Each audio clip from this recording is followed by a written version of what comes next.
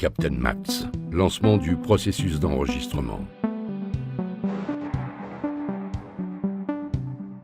Go Ninja, go Ninja, go! La loi, c'est moi, et l'ordre. Vous me prenez pour un singe ou quoi? J'avais votre accent. J'éviterai de l'employer. Hey, salut à tous, c'est Max, et bienvenue pour ce 12e épisode du PodMax Comics. Aujourd'hui, je vais vous parler de mes 6 dernières lectures, et si vous aimez le sombre et la violence, vous devriez être servi. On va démarrer l'émission par 3 comics de l'éditeur Bliss, en commençant par de la dark fantasy avec L'Île aux Orques, puis de l'horreur action avec Monster Kill Squad, puis je vais ensuite tuer du super espion avec Ninjak. On enchaînera par la suite avec Scott Snyder présente Batman Intégral volume 0, pour poursuivre avec The Lost Dogs, qui n'est rien d'autre que le premier comics de Jeff Lemire, pour conclure l'épisode avec une BD Conan le Barbare, très sombre et méconnue, du nom de The Barbarian King, Les épées brisées. Armez-vous de votre plus grosse épée, ou cachez-vous dans l'obscurité pour être prêt à bondir, car aujourd'hui, on va chasser des gros vilains. S'il y a bien un titre dont j'ai beaucoup de mal à vous parler, c'est bien L'Île aux Orques de chez Bliss. Pourquoi me diriez-vous? Eh bien tout simplement parce que cette œuvre scénarisée par Joshua Dysart est une histoire de dark fantasy assez singulière. Déjà visuellement, car les dessins d'Alberto Ponzillenni et les couleurs de Mark Hollingsworth sont un étrange mélange entre le mainstream et l'indé. Le dessin est attrayant et détaillé, mais parfois aussi assez hallucinogène et gribouillé, un peu semblable à ce que l'on retrouve dans pas mal de comics indépendants, qui s'acquittent des dessins conventionnels du marché des comics. Du côté de l'histoire, c'est aussi très surprenant et très agréable pour quelqu'un qui, comme moi, n'est pas du tout fan de la fantasy. Mais je vais maintenant vous lire le résumé de la 4e de couverture, car ça résumera mieux le comics que moi. Serin est un demi-elfe vivant de rapine dans les bas-fonds de sa cité. Il prendrait tous les risques pour faire fortune et échapper à l'arbitraire des hauts patriarches, perchés dans leur temple flottant. Urgria, une corsaire, recrute pour une expédition. Un aller-retour sur l'île aux orques.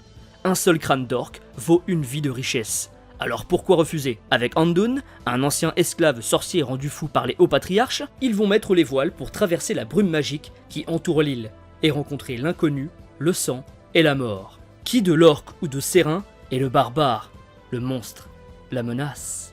Et vraiment, le moins que je puisse dire, c'est que cette aventure a été très surprenante à tous les points, mais celui qui reste le plus mémorable à mon égard reste son scénario, qui réussit à prendre intelligemment ses lecteurs par la main, pour les familiariser doucement avec son univers riche, avant de le lâcher brusquement dans son monde de violence, au rebondissement inattendu. Une histoire mature qui est accessible à tous les fans de fantasy et de BD, même si vous n'êtes pas lecteur de comics, vous ne serez pas perdu. Et vous devriez apprécier cette lecture surprenante. Mais on va rester encore chez Bliss, avec son édition Bad ID, avec Monster Kill Squad.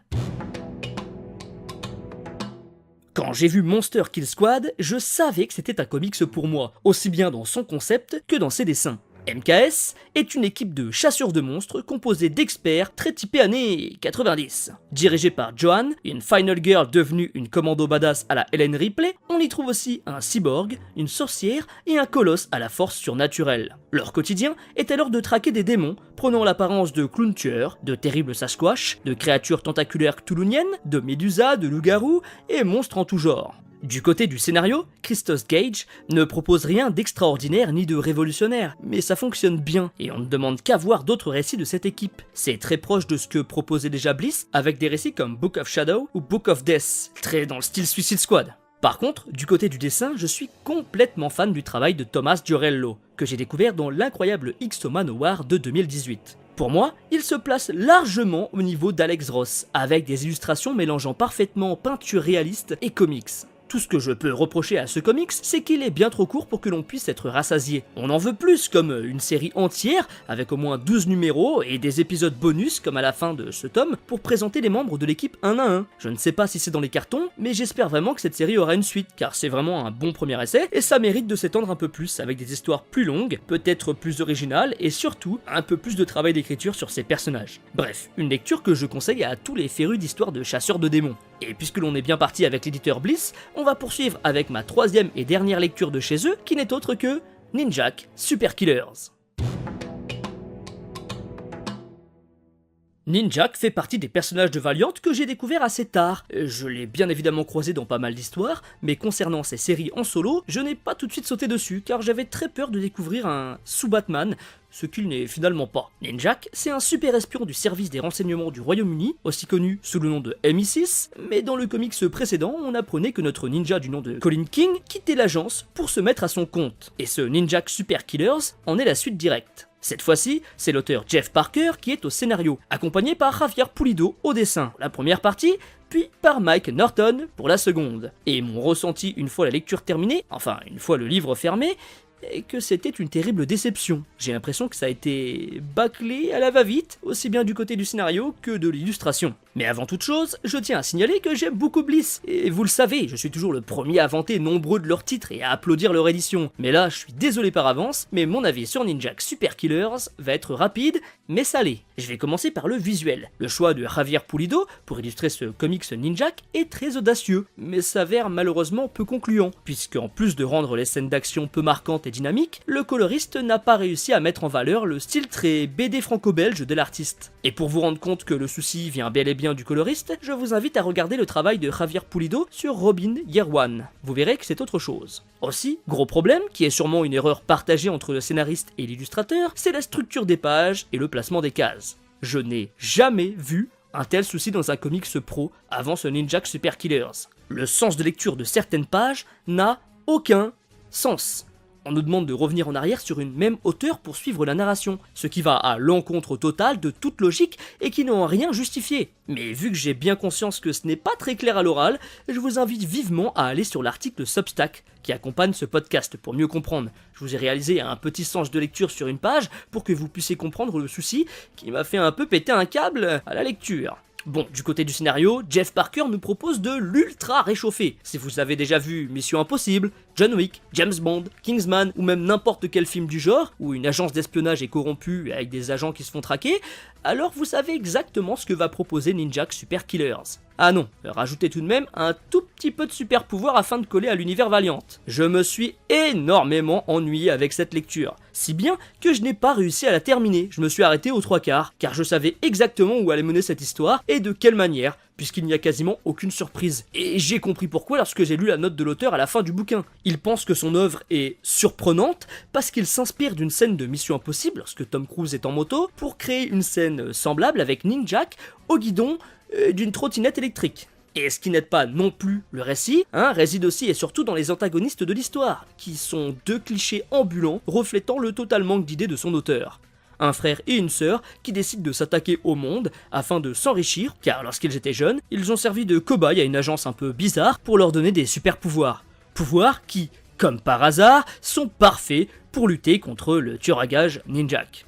Et en parlant de Gage, c'est marrant car dans la série précédente de notre héros, du nom de Ninja K, paru en 2019, c'était Christos Gage, le scénariste de Monster Kill Squad, qui était à la plume. Et en plus de nous proposer une histoire bien plus travaillée que celle-ci, il était encore une fois accompagné par l'incroyable Thomas Giorello. Donc autant vous dire que le changement fut brutal pour moi. Bref, je vous conseille bien évidemment de lire du Ninjak, avec soit l'intégrale de 2016, soit avec le Ninja K de 2019, mais certainement pas avec ce Super Killers. Mais passons maintenant au ninja des comics le plus populaire au monde, j'ai nommé Batman. Avec la réédition en intégrale du run de Scott Snyder de Batman chez Urban Comics, j'en ai profité pour prendre une bad dose de DC Comics que je n'avais pas pris depuis quelques temps, puisque cela fait des mois maintenant que je n'ai plus particulièrement envie de lire du Big Two et surtout du super-héros. J'ai alors commencé par lire le volume 0, un beau bébé de 400 pages, dans lequel on retrouve l'arc Sombre Reflet, que j'avais déjà lu, suivi des Portes de Gotham, que j'ai découvert lors de cette lecture. Pour ceux qui ne connaissent pas Sombre Reflet, c'est une histoire assez originale, puisque ce n'est pas Bruce Wayne dans le costume de la chauve-souris, mais Dick Grayson, étant donné que ça se déroule suite à l'abominable run de Grant Morrison. Et surtout, Jim Gordon tient une place centrale dans le récit, puisqu'il enquête sur son propre fils, Jim Jr., un dangereux psychopathe qui semble s'être fait soigner, ou pas.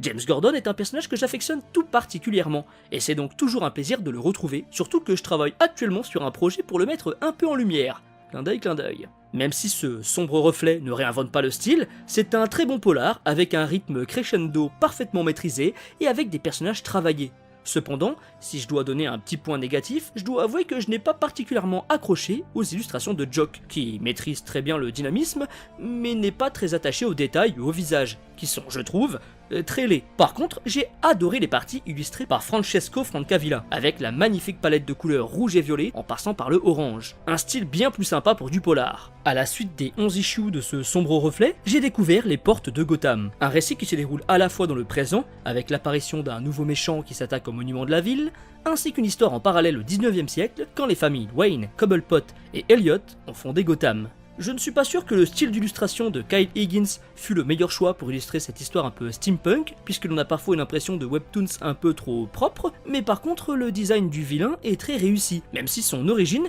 est finalement bien plus intéressante que le personnage en lui-même. En bref, cette intégrale Scott Snyder présente Batman volume 0 est une très bonne lecture, avec des récits assez surprenants et parsemés de très bonnes idées. Mais on va maintenant se plonger encore un peu plus dans l'obscur et le sombre avec Lost Dogs.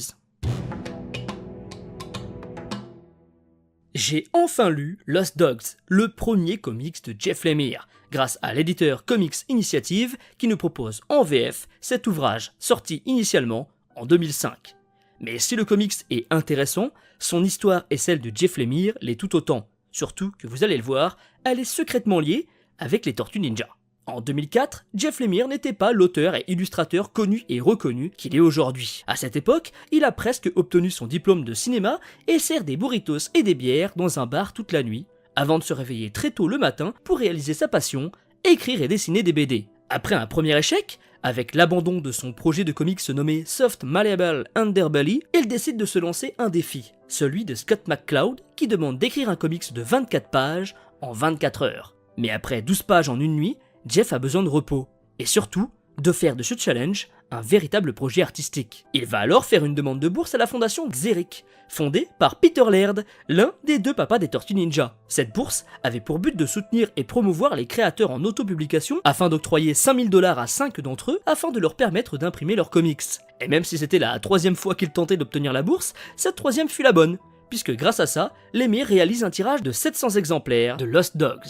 Et la suite, vous la connaissez, car malgré les faibles ventes de son comics, Jeff Lemire va continuer d'écrire avec ce qui deviendra Essex County, et qui fera un carton. Puis il finira par travailler pour DC Comics, et verra même une de ses séries adaptée en série TV avec Sweet Tooth. Mais du coup, qu'est-ce que ça raconte, Lost Dogs? Eh bien c'est une histoire tragique assez ordinaire, mais pas inintéressante, puisque malgré le fait que ce soit les balbutiements de Jeff, on y retrouve déjà toutes ses marques de fabrique. Son personnage principal est un géant fermier, vivant paisiblement dans une campagne avec sa femme et sa fille, mais un jour, alors qu'ils décident de se promener en ville, leur vie va brusquement sombrer dans l'horreur la plus totale. On y retrouve donc les thèmes habituels de Jeff, avec une histoire dramatique, la famille au centre de l'intrigue, un géant en deuil et surtout beaucoup d'émotions. Si vous connaissez déjà le style de dessin de Jeff, vous risquez tout de même d'être étonné, puisque c'est encore plus brut que ce qu'il fait actuellement. On est sur une œuvre très sombre, avec des visages encore plus cassés que ce dont il nous a habitués par la suite, et une colorisation quasiment inexistante, mis à part le pull du héros et le sang, qui sont en rouge. Un comics que je vous invite grandement à lire, surtout si vous êtes fan de Lemire, car en plus de l'histoire, on retrouve dans cette édition des préfaces, dont une par Jeff Lemire lui-même, ainsi qu'une interview à la fin du bouquin. Mais passons maintenant au dernier titre de l'épisode, avec le comics The Barbarian King. Si vous me connaissez un peu, vous savez qu'il y a un auteur italien dont j'apprécie tout particulièrement les œuvres, un certain Massimo Rossi, qui est l'auteur de nombreux titres comme Gaijin Salamander, Locust, Inuit ou bien Nobody Childs et The Barbarian King, deux titres édités en français chez Réflexion Éditions.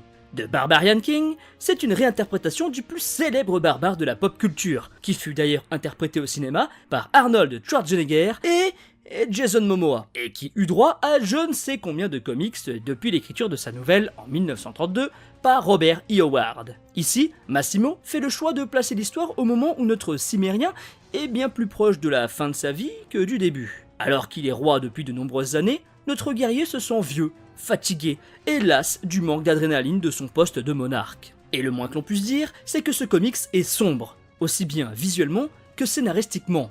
C'est une véritable tragédie noire et sanglante qui nous plonge dans un récit qui tire ses racines des histoires de Robert E. Howard, tout en faisant des références à son ami H.P. Lovecraft. Une œuvre assez proche de ce que propose Game of Thrones, avec beaucoup de personnages, de la trahison, même du sexe, de la magie, de la violence et des morts cinglantes. Le petit défaut, c'est qu'avec ce tome 1, on a une accumulation de personnages et d'enjeux assez important. Alors quand on n'est pas très familier du personnage comme moi, on peut avoir l'impression d'être un peu surchargé d'informations. Je pense qu'une seconde lecture ne sera pas trop pour ne rien louper du récit. En tout cas, j'ai déjà très hâte de lire le second tome. Ok.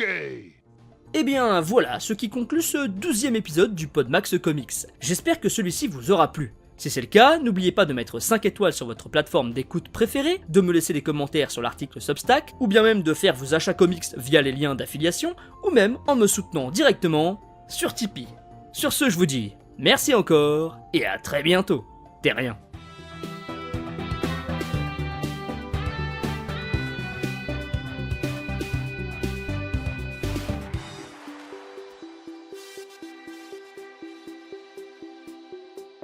Fin de l'enregistrement.